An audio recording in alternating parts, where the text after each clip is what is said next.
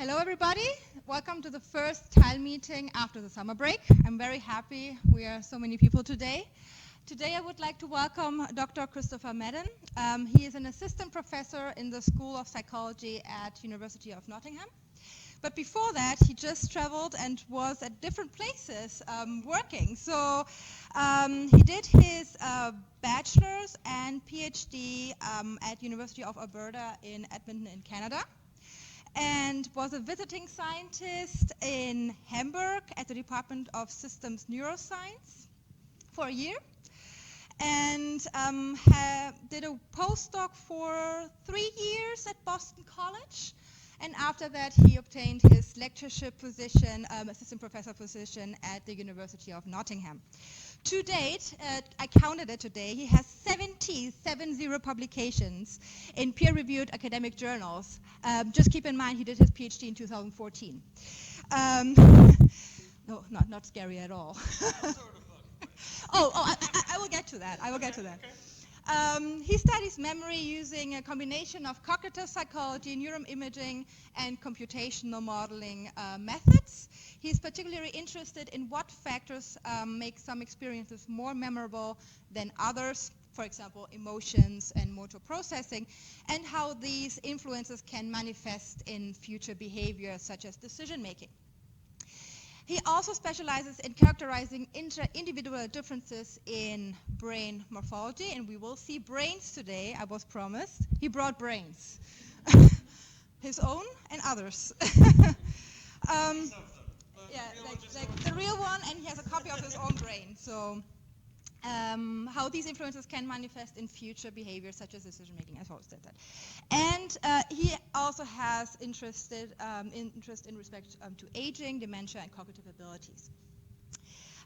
He's in the process of writing a book called Memory Matters that can be expected to be published in 2021. Yes. Okay. Well, this is something I wrote.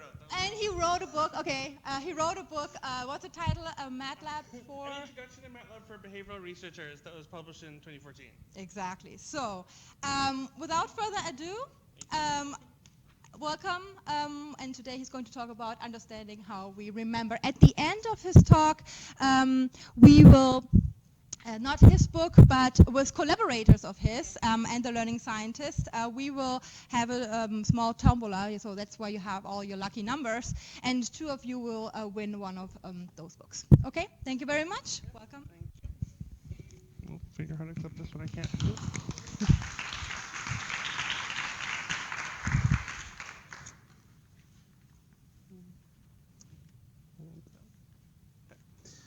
So today I'm going to be talking about memory, and I feel like at least of the different things that I study, that was what makes the most sense here.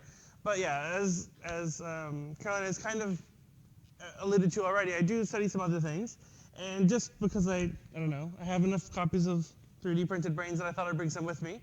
So if you want to see them afterwards, but not particularly relevant to this talk, I have a 3D printed brain of my own, of a 75-year-old older adult then, and obviously they're just single hemispheres because I'm not going to bring the whole thing, and the macaque monkey, and all 3 of these are at actual size. So at least in studying this, I was a bit surprised how small the macaque actually is when you consider kind of real-world units and not just a thing on your computer screen that can easily be rescaled. But that's a whole other line of research. But yeah, today I'll be talking about memory, and that is what I've been studying for the longest period kind of academically. And when I started, and still kind of the foundation of my work, is using kind of cognitive psychology, experimental psychology approaches to study memory. And in the kind of basic approach to memory, this is things that say, we'll give you a list of words, presented sequentially, like with a short duration each, and then we look and see, okay, which things do you remember? People tend to remember the earlier things in the list, and the later things in the list, and the intermediate things not as well. How does that interact with things like word frequency? So some words are just more frequent in the English language. They're easier to kind of remember and to output. What about things like imageability, where some words are easier to make mental images of and some words are more abstract? And looking at those interact with it. And that's some of my earlier work, and still I do that from time to time. But a kind of, at least a consideration with that approach to memory is, so what? We can study memory, we can understand mechanisms, we can further the field in the academic pursuit of it, but those results don't really help us remember more or use memory more strategically or things that are more kind of, what is memory for in the first place? There's stuff that happens to us. You remember some things, you don't remember everything. But what actually is kind of important, and how does that matter? How does that work for memory? So I think memory is really important, let's say, in terms of different kind of disciplines within cognitive psychology. Like, they're all important, obviously, but memory underlies all of our behavior. If you do something one time and you're in a similar enough situation in the future, memory is important for how you actually act in that future behavior. What happened the first time? How, do you do anything different? Whatever you did the first time, was that good? What actually is happening? What is this scenario? If you go in the psychology building, what things might you expect to find versus if you go in the mall? So having some, like, there's also schemas and prior experiences and having some ideas outside of that, but memory underlies how we're able to put all those things together. So at least the way that I think about memory, so this is not necessarily, let's say, comprehensive, but I think generally there are 3 approaches to memory. I want to move the mouse cursor over. Sorry. Yeah. So I think in terms of the memory literature, there's 3 general approaches. They're not mutually exclusive, but the 3 kind of main themes. We can be looking at memory structure, which is more about memory for items and associations between different things and how they go together. Memory for order, like I briefly kind of mentioned a moment ago, in terms of sequences and having basically primacy and recency effects, and how that all works together. And we need that as a foundation. That tells us kind of how memory is just organized in the more general sense. But to get to things that are a bit more interesting, at least how I'm kind of dividing it, is that there's motivated memory and there's strategic memory. And what I mean by those is, for motivated memory, there's some information that's inherently more memorable. So information maybe is a little bit of a not as useful placeholder, but just some experiences, some events, they make some things matter more than others. Some things are just more interesting of things that happen, and some things are more mundane. So things like emotion and reward, and partly that's what I've been studying, like, as a researcher, is how those influence memory. And I'll tell you a bit about that in more detail in this talk. And a separate approach, which I think is also important, and for argument's sake, maybe more interest to you as an audience, and kind of what this symposium or this event is about, is strategic memory, and the idea of having some things that you kind of deliberately want to remember better. And how can you do that? How can you use different strategies for things that are, in a sense, arbitrary information to try and highlight your memory for those, and not just what they would be otherwise, but kind of deliberately using some sort of strategies to try and remember some stuff better.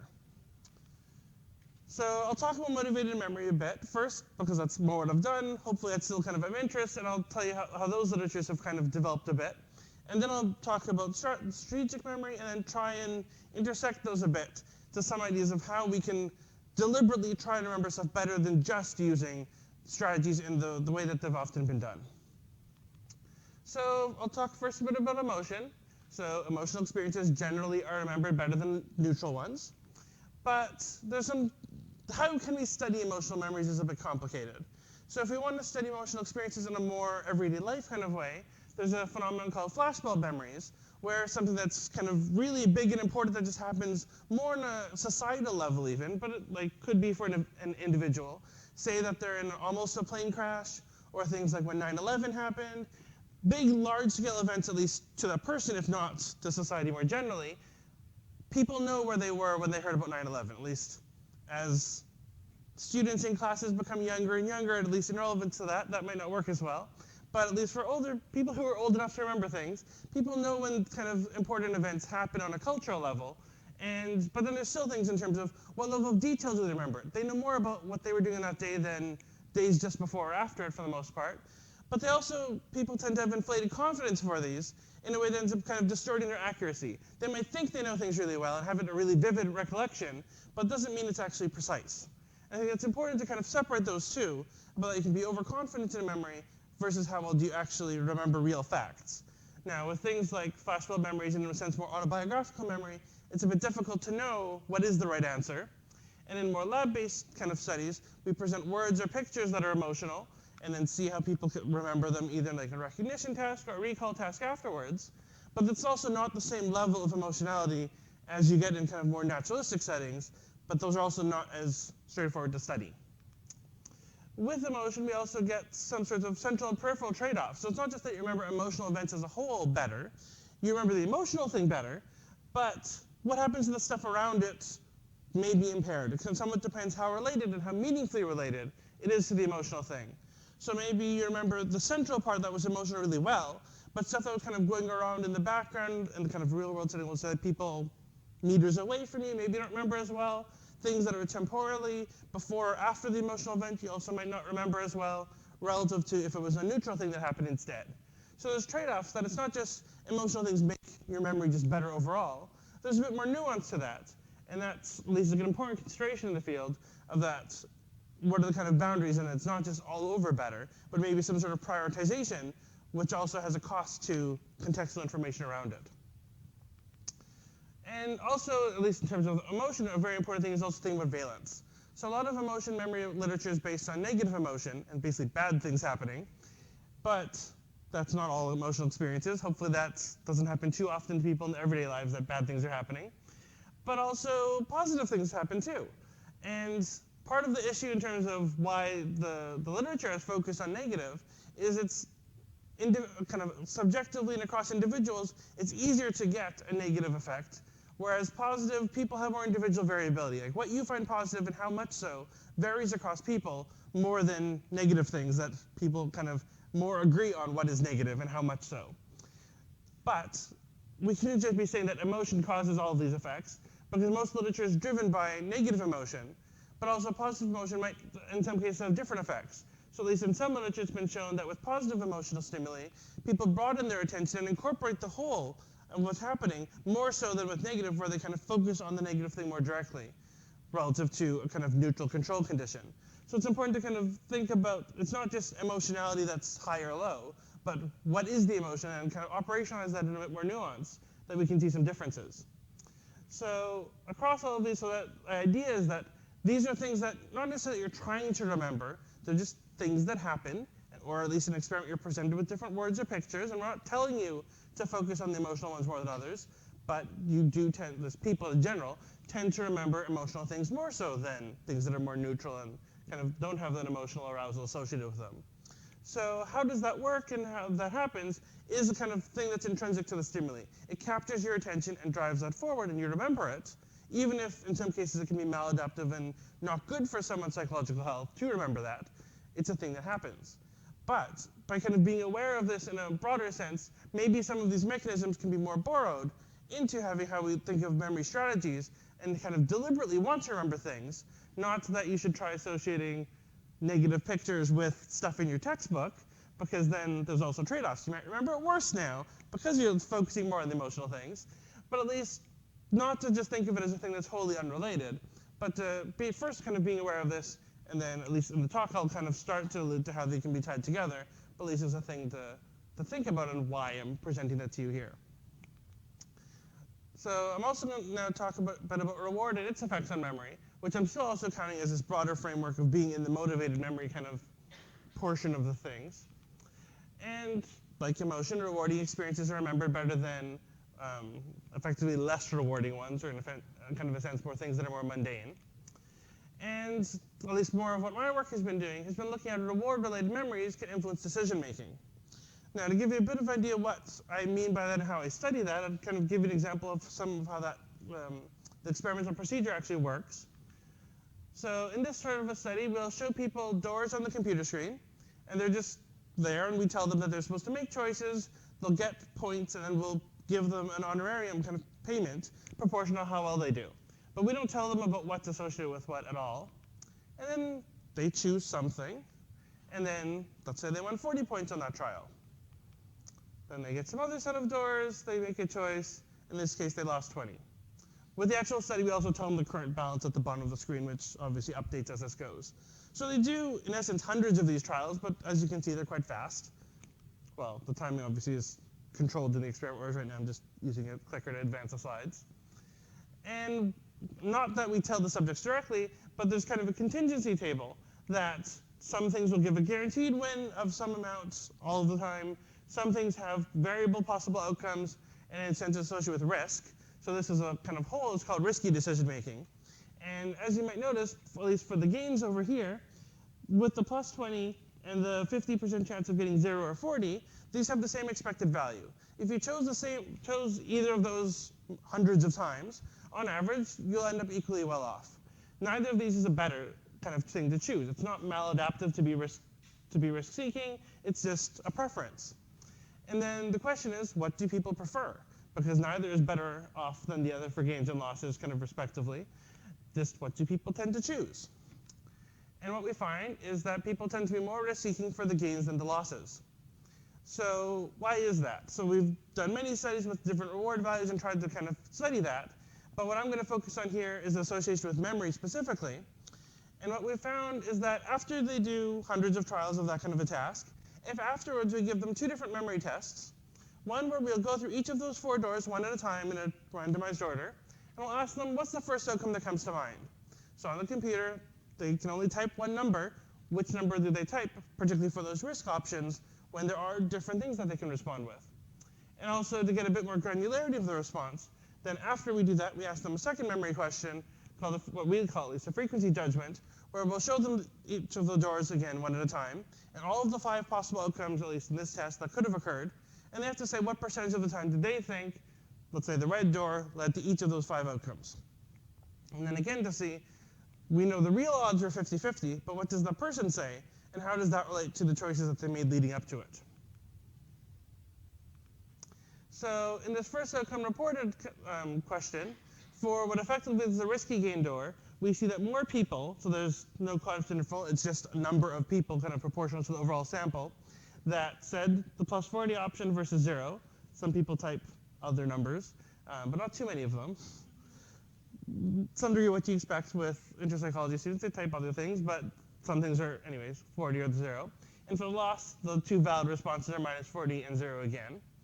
And here we see that they tend to respond with the extreme outcome relative to what occurred more often. So in this case, it ends up being the plus 40 and the minus 40. We have done other studies where 0 is the lowest possible outcome that can occur. And let's say we don't have losses, we just have high and low value gains. And then 0, in that case, is the one that's most responded. So it's not just, let's say, 0 as a kind of weird number that's kind of not really a gain or a loss, and is also kind of shared between the two. We've also done ones where we separate the decision sets a bit, and we still get the general finding of the highest and lowest value within the range of what's experienced in the experiment. Those are the ones that people tend to respond with in this first outcome test. And in the frequency judgment, where we ask them how often did each of these things occur, they tend to judge, again, kind of the extreme outcomes, in this case plus 40 and minus 40, as happening more often than their counterparts. So that's kind of potentially maybe an epiphenomenon that people just remember these things more. Does it actually relate to the choices that they make? So if we look at how often people take the risky choices relative to the first outcome that they responded, if they said 40, if they said 0, and then for the losses, the minus 40 and the 0, we find that the people, the first outcome that came to mind was effectively the best win kind of they could.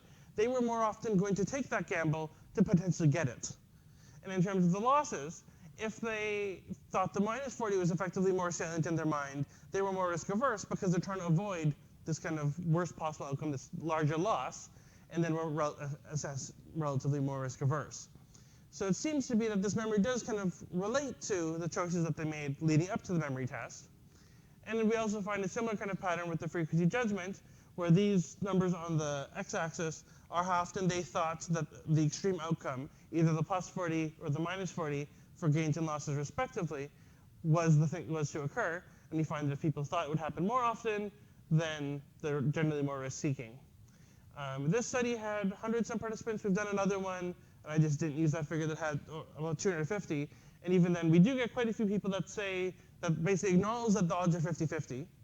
But we still find in that subset of participants, they still have a greater propensity of saying the extreme outcome in the first outcome reported, and still show the general overall risky choice kind of preferences, showing that even if they are aware of the odds, they still have these general tendencies of being relatively risk-seeking for gains and losses.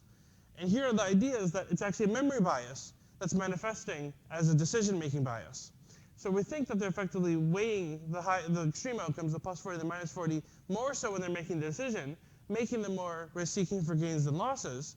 But really, it's as more salient in their memory, and that's what's driving the choices. And in this case, it's basically a correlational measure with something that we're doing after the fact. But in other studies, we've actually tried to prime people's memory by showing them a reward-related cue in a slightly different design just before people make their choices. And on a trial-wise way, we can nudge people to, in a sense, think of that reward outcome just before they make a choice, and then nudge them to be more risk-seeking on some trials than others. So here, basically, again, using a memory bias to affect how people make decisions. So while memory itself is important, and let's say an exam kind of setting where you have to actually be tested on material, then memory is kind of the sole exercise that you're evaluating. In everyday life, memory generally kind of doesn't work the same way. When, let's say, you go to a store and you have to remember what you want to buy, it's more about what comes to mind and how you actually kind of can access that information and make decisions also based on them, rather than kind of, in a sense, trying at least to remember some amount of information kind of verbatim and be able to output it right away. In everyday life, memory is more kind of subservient to the behavior that it drives, which is not about memory itself, but more so something like decision making. And then what we've kind of been suggesting from this line of work is that in this kind of risky decision making kind of gambling behavior, maybe in some cases what's happening is not a subset of people who have, let's say, problem gambling. It also might be driven by a memory bias, why kind of in a sample there's variability in terms of how much does memory influence people's decisions. And in some subset of gamblers, maybe they're maybe an outlier in that distribution, where they're remembering the wins so much so more than when they did find losses, that they think they're winning much more often than they actually are. That could be leading to an outcome of problem gambling then. So again, the idea here is not about trying to remember different things themselves, but some types of information and experiences are just inherently more memorable. Now, I'm not going to go at length into lots of different factors that can influence memory in a more kind of bottom-up type of process where the information itself is more memorable. That was just a bit of a survey. And still to kind of convey that it's not just emotion and reward, which are themselves very interrelated, but self-relevant information, if you overhear someone talking about you versus some other person that you still know, you'll remember information that's in reference to you a lot better. With motor actions and objects, let's say where you remember where you put your keys or things that are functionally useful to you, you'll remember that information more so than just arbitrary objects that are around you. You remember things that could be useful to you. So the general thing, at least in this motivated memory kind of approach, is that we're looking at how some type of information can kind of automatically and implicitly, not quite implicit anyways, inherently be more memorable, and how that, I guess incidentally is more what I meant, influence behavior and just how you can actually also kind of perform directly on memory tests.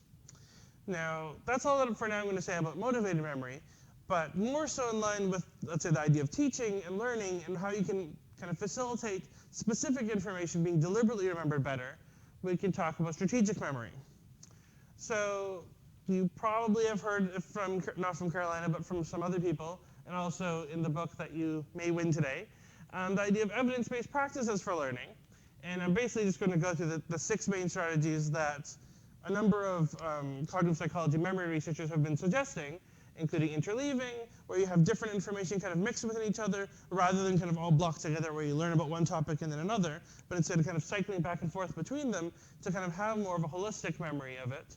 Spacing, which is very similar, where you learn the ideas that say you study over time. So if you're going to, say, study for some module, if you're going to only spend 10 hours, spend that, let's say, an hour a week for 10 weeks, rather than 10 hours the day before the exam. Even though you're putting the same amount of time in, your performance will differ. So the idea is to use these kind of principles to inform studying habits and to some degree also, say, teaching habits. So maybe it's better, if kind of reasonable to implement, to have a topic be more reoccurring over a period of time, rather than it being all condensed into a short period of the same amount, to kind of just cram the information in, because you can get saturated. You can only learn so much about it at a time. Things like retrieval practice, where let's say you study some information and you want to remember that at a later point. You don't just look at your textbook some more at a later point. You try and test yourself. You have some sort of quiz, hopefully from the book, otherwise, let's say, with fellow students, and you try and test each other. And you practice retrieving that information from your memory, so that when the goal is to do well in an exam and retrieve information from your memory, it's easier to do because you have practice doing retrieval. So the idea of using these type of approaches when, again, there's deliberate information that you're trying to remember, rather than in this motivated memory section, where it's more just things that themselves are memorable. elaboration, where you kind of focus on specific information and try and have them in a bigger context and have more information about them, and not just take it at face value, but to think more critically about what is it about. And then things that are, in a sense, involve having more information kind of to go with it. So not just having kind of a broad rule, but think of exact kind of concrete examples of how this information can be implemented, and then using that to try and make it more understandable, and not just memorizing kind of raw information, but to have it be more comprehensible and more flexible of how you can use it, which also is kind of similar to dual coding, where you're presenting information in different ways with the idea that kind of in parallel they reinforce each other, rather than if you just give people text or a diagram, give people both in a way that kind of fits together, and then together you have more information that kind of can be linked across the two.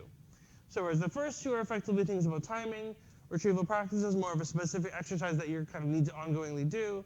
Elaboration is a specific process of trying to think more about that information, and then concrete examples in dual coding are having kind of complementary approaches that reinforce the core concept with different ways of expressing it that then can be linked together. So across all of these, we have kind of, again, evidence-based practices for learning, where these are things that you can actually try doing with textbook content and try using that to try remember stuff better. To some degree, these can be implemented also in the classroom by teachers, let's say in terms of retrieval practice, in subsequent lectures after you've taught something in the first place or otherwise expected the student to have read it in the textbook. You can try and nudge them to think about it, let's say put up their hand or use different online ways of, let's say, getting student responses from students and try to make them think about it.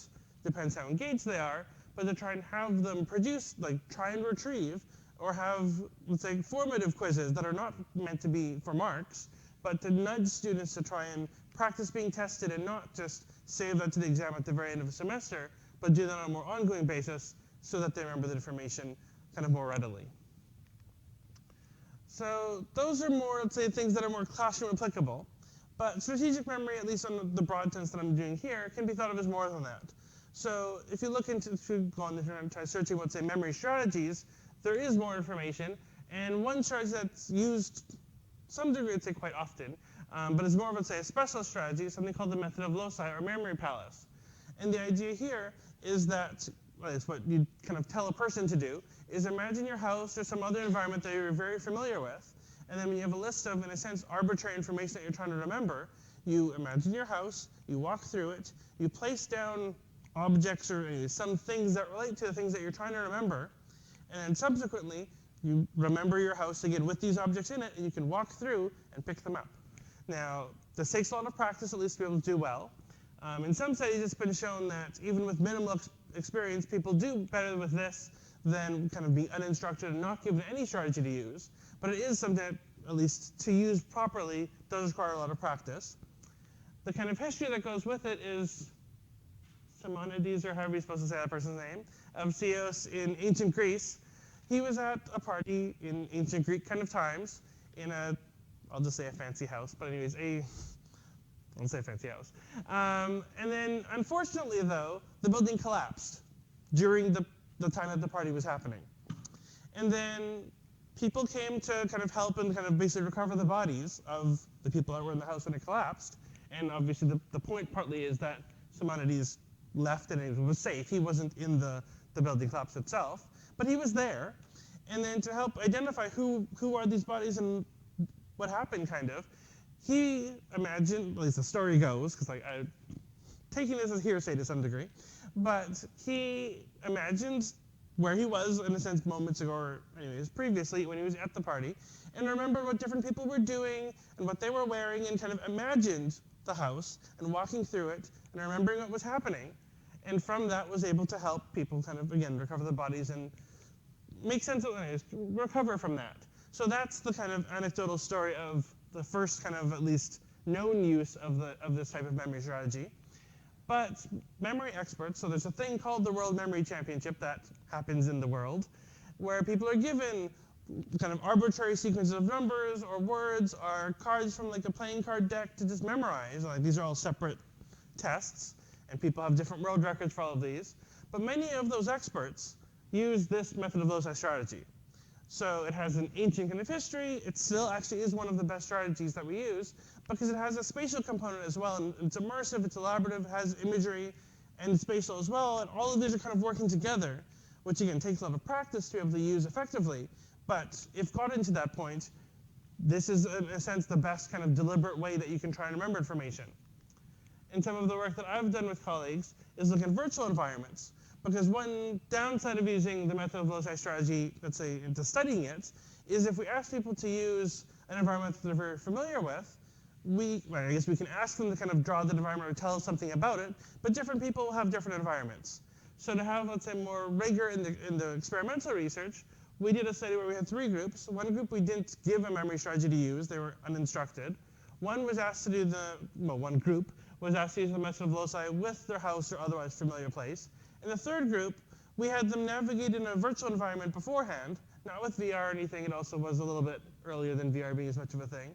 Just on the computer with keyboard keys and navigate in effectively a video game in an apartment kind of environment that we built, and asked them to use that instead of their house or something that they're otherwise familiar with it. And we found that both of these method of loci groups did better than the uninstructed group, but weren't different from each other. So a difference with this, at least a caveat with this work, is that we did have basically introductory psychology students that hadn't used the method of loci before. They maybe heard of it, but only briefly in their lectures previous to that point, and we just gave them 5-10 minutes. But they did do significantly better than if they had no strategy, but also maybe it'll make more of a difference if you're kind of training and trying to use this in a more expert way to use something that's more familiar, at least to get to decrease that learning curve. But still, that is an option in the sense of, in terms of studying it, to add a bit more rigor where we know everyone's using the environment that we gave them, or at least they reported that in terms of compliance, but then having a bit more to study it. So here my goal is more not just telling you that there's these evidence-based ways of practice that are more, let's say, tractable in a teaching environment, but also, if someone is so inclined, that there are broader, more advanced kind of approaches for strategic memory use. And I do want to add a caveat, though, that at least there's a thing to think about in terms of external information. So as things are changing over time, there's less and less of a need to some degree to memorize information itself, but more so be able to look up information. On our bookshelves, we don't really have dictionaries and encyclopedias anymore. We have the internet, and we can look stuff up. So maybe people aren't remembering the information itself as much anymore, but just how to find it. And then in reading stuff about memory more generally, I found this, I guess, effectively translated passage from Socrates from many years ago. And the general idea is kind of a caveat about writing things down and how reliant you are on kind of external information, because it's not necessarily in your head when you have this external information. It's in this other source, and you have to be able to look it up and get to it. But also, you might not be using information the same way. If you can find information, you can say all these facts and look up stuff from many years ago. But how much do you actually remember of that information, be able to use it on an ongoing basis, and how internalized is it to you versus just the superficial being able to you can know of all these facts, and to some degree it's the idea of, in a sense, the death of expertise, where, let's say you have some health kind of ailments, you can look stuff up on the internet and have some superficial information maybe I have this, maybe I have that, but that's not the same as actually understanding the information. So to some degree, the kind of more superficial access to information versus what is it really about. And to some degree, that goes into the idea of memory strategy, and what are you trying to memorize and just be able to kind of regurgitate some text verbatim versus actually understanding it, internalizing it, and to some degree changing it and reconstructing it, but having a better handle on the kind of underlying content of it rather than just the superficial, this is what I was told because I was. I can tell you, say, what's on some page of a book, but doesn't mean actually understand that content and what it really means. And at least I think that's kind of important to think about when we talk about memory, that we don't want, say, students to just be able to recall something on the exam. We want them to be able to kind of use that in a way that they can build on later, and not just, again, they memorize their textbook. If they could internalize that in their head, that they can just flip through the book and find something and answer some multiple choice question, that's not really our goal. We don't want people just to memorize stuff. We want them to kind of internalize and have that as more kind of fluid information that they can use and make connections with as makes sense in a broader context than just the classroom.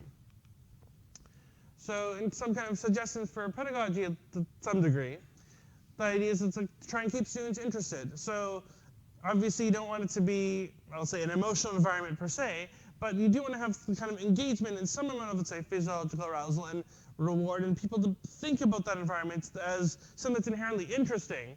And then try and have the students being engaged in that setting, and maybe that'll also help them learn and remember stuff better.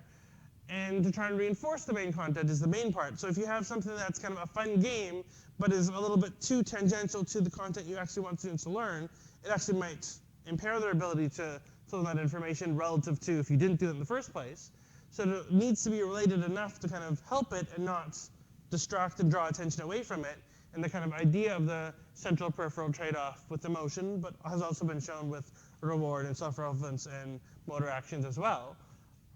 And at least one set of studies, which I'll tell you a little bit about, but are not my own work, that I thought were kind of maybe towards this, but still, anyways. Here they had people, they tried to look at curiosity.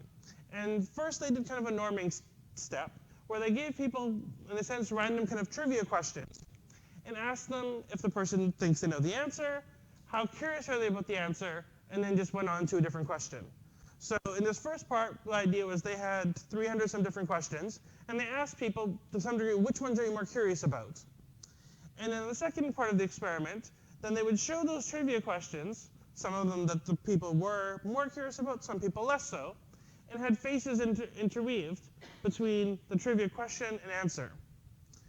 And then the kind of main finding here is that, well, I guess a kind of confirmatory thing first, is that people remember the answers to the things that, in the third phase where they did a memory test, they remember the answers to the questions that they're more curious about, more so than those that they're less curious about.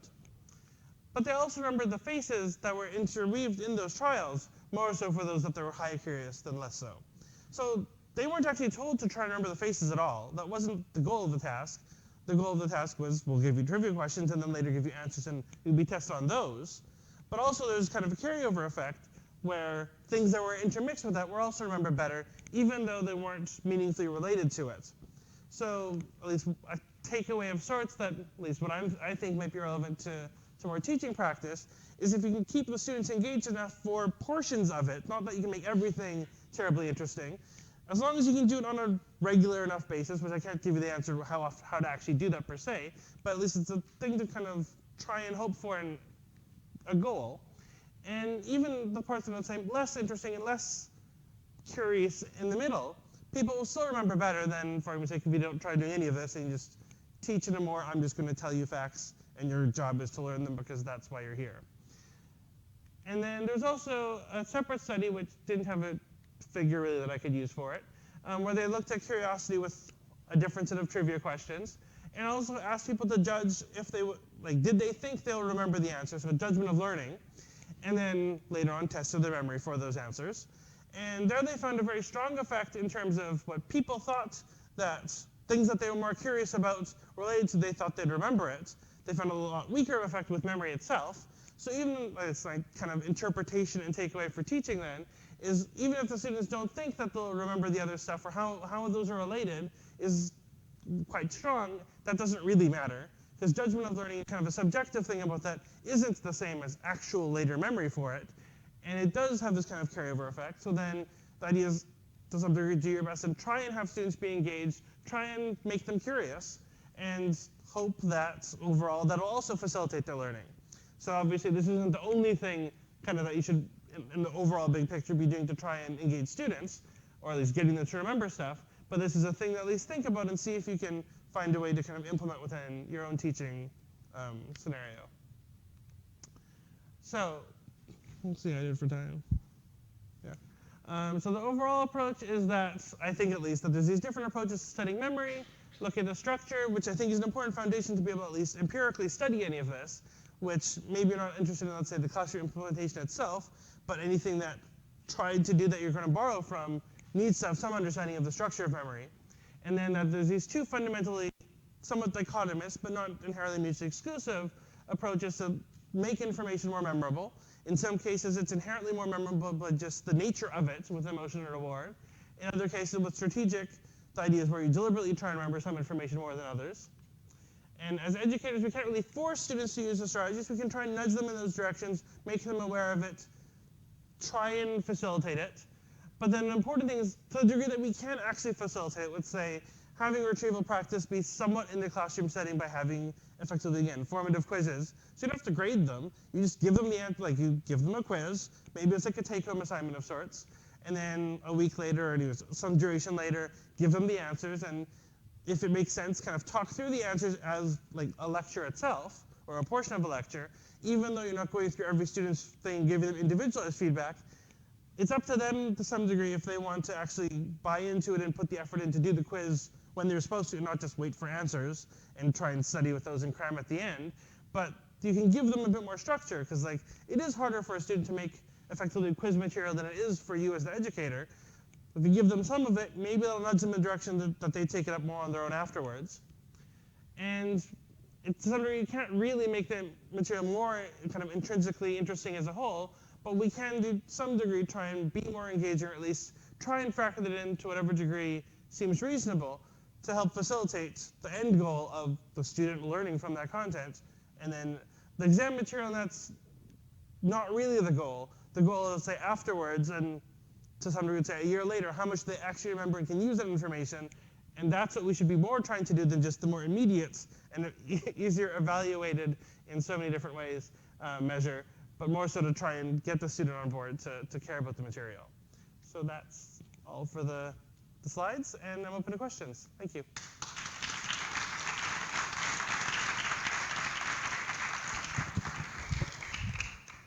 Any questions?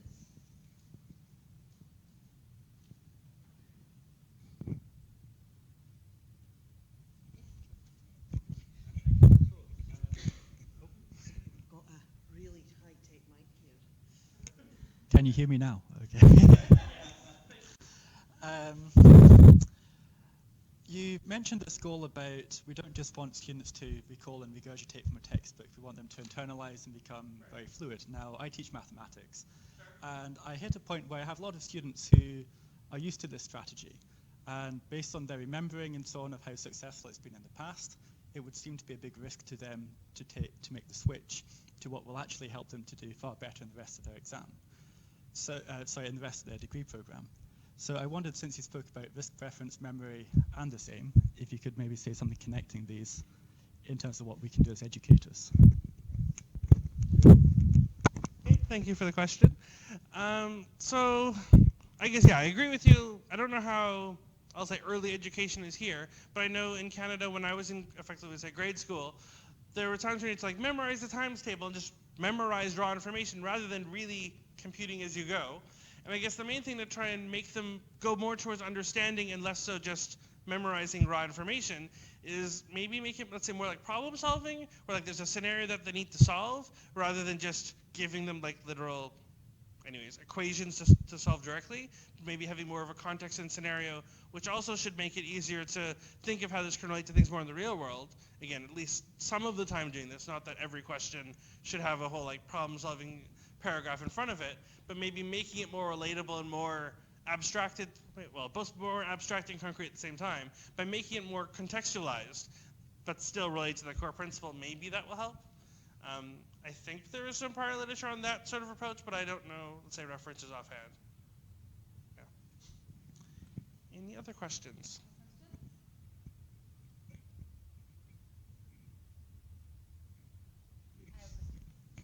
So you talked about curiosity. I really like that study showing that. Yeah, go back to that. So I'm going to ask it anyway. So how? I'm curious about your answer. How can we increase curiosity in the classroom? So do you know any tips, anything? Because usually, like most people here will teach a large lecture lecture halls, so basically 100, 200, 300 people. And how can we do this? Are there kind of activities that you have tried yourself, or have you heard that people use in large lectures that can help that?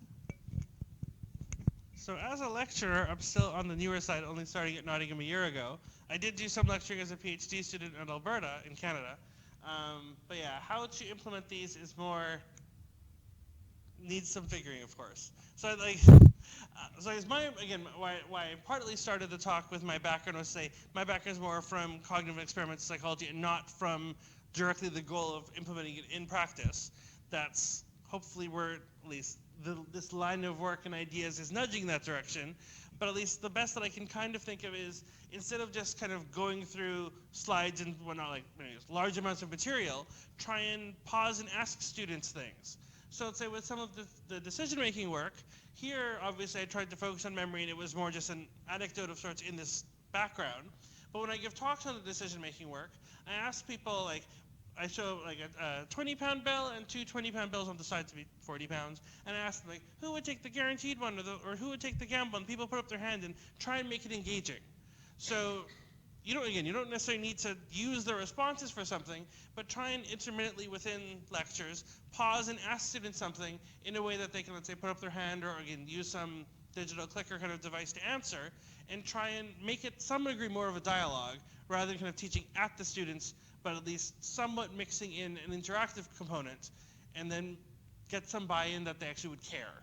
Again, you can only do that so much, and I'll just say some students probably that isn't sufficient, but you can't try and get everyone on board, but maybe, again, that is a little bit better than what you have otherwise, and try and have them engaged. So that's kind of an answer, maybe. So I have a follow-up to this one. Not a question, but when I looked at you're presenting your slides, one point you raised about motivated memory is the point about self-related information. And I know we have an expert in the room. Sorry, I have to, to do this now. But this could be, for example, a way to increase interest, right? Do you want to give a little statement? Yeah.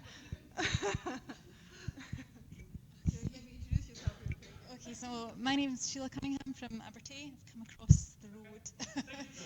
You're welcome. Very interesting talk. And I work in self-referencing, and some of our work is applied in education.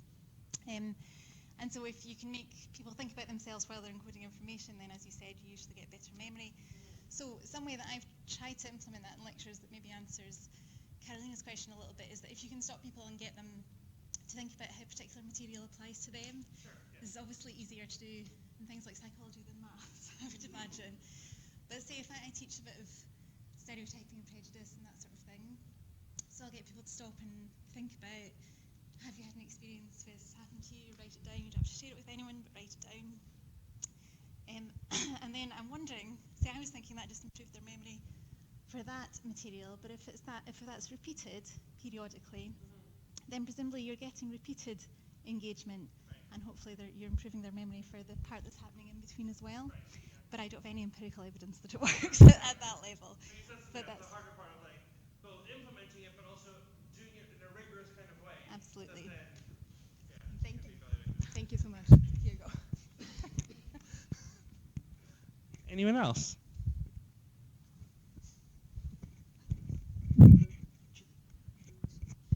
Hi, I'm one of the lecturers for nursing and health sciences. Some of our nursing students sort of set themselves up, especially for when we're going to be teaching them pathophysiology and anatomy, saying, I will not remember this even before we've taught them it. So it's an unfair question for you to say, how do we address that? So there's certain subjects, but I'm thinking probably it's related to the curiosity, because what they're curious about is the care of the patient and possibly not the disease process that leads to that. But have you got any part, for how do the expectations that they have, they're not going to remember it before we've even taught them it? So obviously, as you just said, you have kind of an idea of why they think that they won't remember it. For argument's sake, maybe you're right, but I think also important to maybe ask them to try and tell you why. And maybe, again, even if your kind of your view of that is correct, make them actually think about it and think why they won't remember it.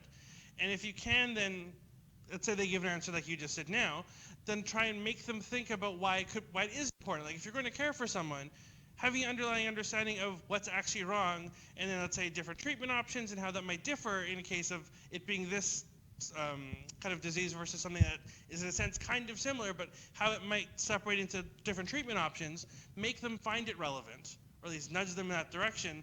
Maybe we'll get you somewhat more towards them actually finding it relevant and being more curious and being more engaged if you nudge them in the direction of this is why it matters. If it's more just here's a list of facts that you need to remember because you need to, that's harder to remember, And like for argument's sake, so some of the work that I do studying brain morphology, and my background as it ended up being is more, let's say, through cognitive psychology and then understanding to the degree that we do in general, how different brain structures are related to cognition. But when I was an undergrad, I took a neuroanatomy course and I almost failed it because it was just random stuff to remember. And I would get, let's say, hippocampus and hypothalamus confused, whereas hippocampus is in titles of papers that I've done now because that's very important for memory. But having that contextual information to link it to, rather than just raw information like anatomy kind of, let's say, would be, that should help. And the broader thing is, try to link it to other things and give it context and stuff that they do care about. And then as much as you can, hopefully that'll carry over, rather than it just being arbitrary information that they're going to be tested on and they might think that they'll never use ever again afterwards. Yeah. Anyone else? Yes, I have one more thing. So for the first time, actually, at Tile, we have students here. Mainly my level 4 students, so please raise your hands real quick. You have to be identified. Okay, yeah. So it's pretty excited about this. So one thing that I have a question for all of you, so I don't going to pick at one, but basically, like listening to this, and you have been 4 years at university now and have experienced different lectures, tutorials, and so on. So thinking back on your experience as a student, what made you basically interested in a lecture or coming to lectures? What was the thing, or what were the factors that made you basically show up and be engaged during the lecture? I'm going to give it to you. I think, like, specifically, I kept thinking about the cognition lectures, and I'm not just saying that because you're here. But with you and Ben, like, starting third year was the first time we had 2-hour lectures, and that's like a lot of time to pay attention for me. But I felt like we would have, like, we'd learn the material the week before, and the next week we would have like we'd come in and get a clicker device, and throughout the lectures it would be like a multiple choice question, and it would be from the material we learned the week before. So the first time that was great because I was like, oh, I had to think back, but then going to each lecture I knew that I was going to be questioned on this material, so it was really important to remember it, but also because it was the clicker device, even if you got the answer wrong, no one else in the room knew that you got it wrong. And if you did get it wrong, you'd be like, oh no, I don't remember that correctly. So it would encourage you to go back and look at it, which I think is kind of like distributed practice. So that was really good for me. But any input? That's exactly what I was going to say.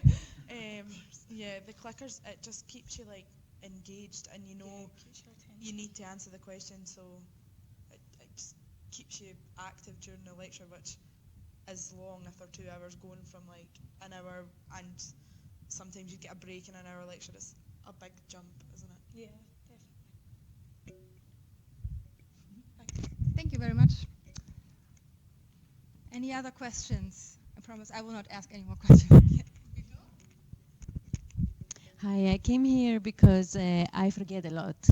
So I thought this might help, So sometimes I use the external stimuli, so I make notes, like post-its, so that I remember things. But then I forget to check the post-its. So what's the cure for that? So yeah, at least the first part is definitely a good strategy, like, especially with things that you need to remember more short-term, like to-do list kind of things, where it's not like material that you'll need to build on years from then. You just need it for a short period and something needs to get done. Yeah, the main thing is, I guess, more towards building a habit where that's just a thing that you always do.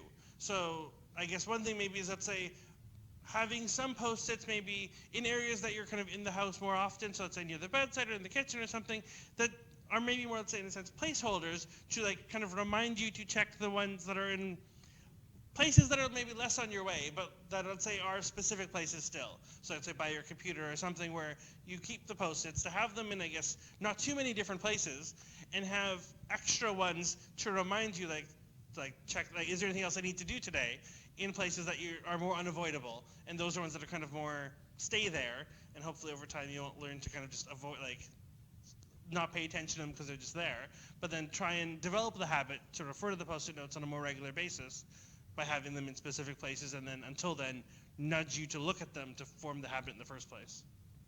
Yeah, yeah, you're welcome. Any other questions? No? Then I would like to thank you again. Yeah, thank you for having me.